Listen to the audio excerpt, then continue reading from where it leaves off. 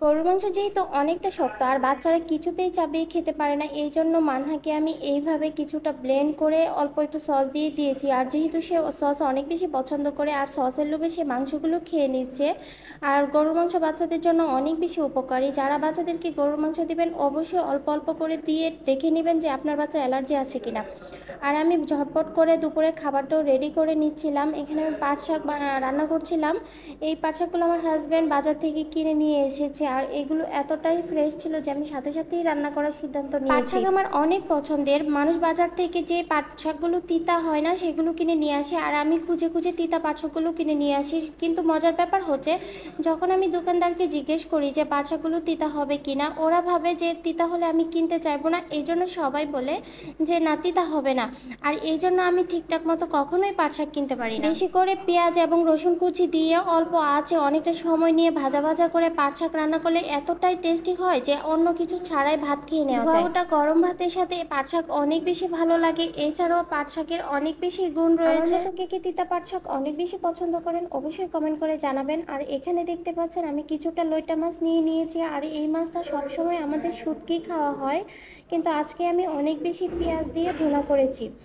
আর কিছুটা গরুর মাংস রান্না করে নিয়েছি। আগে যে মাংসটা রান্না করেছিলাম সেটা অলরেডি শেষ হয়ে গিয়েছে, কিন্তু মান্নার বাবা বলছে যে আজকে আবারও গরুর মাংস খেতে ইচ্ছা করছে। এরপরে আমরা একটু বাইরে চলে গিয়েছিলাম আর আমার একটা ব্যাগ কেনার প্রয়োজন ছিল অনেক দিন ধরেই। আর ব্যাগ কেনার প্রয়োজন হলেই আমি এই জায়গাটায় চলে আসি। এটা ছিল রাজলক্ষ্মী আলাউদ্দিন টাওয়ারে। আর এখানে এত বেশি কালেকশনস ছিল আর এই সাদা ব্যাগটা আমার অনেক বেশি পছন্দ হয়ে গিয়েছিল, কিন্তু মান্নার বাবা এটা আমাকে কিনতে দেয়নি কারণ অলরেডি আমার অনেকগুলো সাদা ব্যাগ কেনা হয়েছে। সাদা এবং অফ হোয়াইটের প্রতি আমার আলাদা একটা টান রয়েছে। আর এইখানে সবগুলো ব্যাগই এত বেশি সুন্দর ছিল যে আমার মনে হচ্ছিল সবগুলো ব্যাগই একটা একটা করে কিনে নিয়ে আসি। অফিসে প্রতিদিন ব্যবহার করার জন্য আমি এই ধরনের ব্যাগগুলো ইউজ করে থাকি, সেই জন্য আমি এই ব্যাগগুলোই বারবার দেখছিলাম। কিন্তু আমি কনফিউশনে পড়ে গিয়েছিলাম যে কোন কালারটা নেওয়া যায়। আসলে সবগুলো কালারই অনেক বেশি আইসোদিং ছিল। শেষ পর্যন্ত আমি অফ হোয়াইট কালারের ব্যাগই নিয়েছিলাম। আর এই মানি ব্যাগগুলো দেখছিলাম, এই মানি ব্যাগগুলো আমার অনেক বেশি পছন্দ পার্সে রাখার জন্য অথবা হাতে নিয়ে বাইরে বের হওয়ার জন্য একদমই। পিঙ্ক কালারের এই ব্যাগটা অনেক বেশি চোখে লাগছিল আমার, কিন্তু যেহেতু আমি অলরেডি পিঙ্ক কালারের একটা ইউজ করতেছিলাম সেহেতু এটা স্কিপ করেছি। আর এরপরে আমার এই যে এই মানি ব্যাগটা অনেক বেশি পছন্দ হয়ে গিয়েছিল, কিন্তু কি কারণে যেন কনফিউশনে এটা আর কেনা হয়নি। শেষ পর্যন্ত আমি অনেক সুন্দর একটা ব্যাগ কিনেছিলাম, সেটা আমি অন্য ভিডিওতে অবশ্যই দেখিয়ে দিব। এরপর মানহার জন্য আমি কিছু প্রি স্কুল ব্যাগ দেখছিলাম আর এই ব্যাগগুলো দেখতে অনেক বেশি কিউট লাগে। বাচ্চারা যখন এগুলো ইউজ করে দেখতে অনেক ভালো লাগে।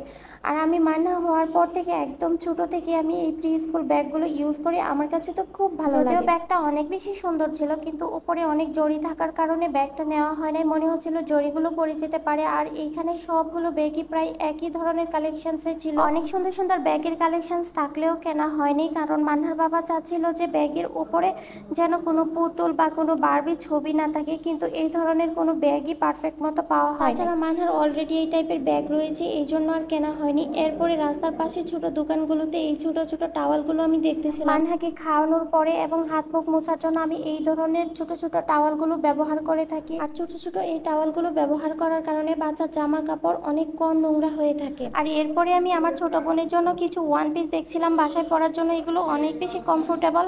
আর রাস্তার পাশের এই ছোট দোকানগুলো থেকে শপিং করতে তোমাদের কেমন লাগে অবশ্যই জানাবে। আল্লাহ হাফেজ।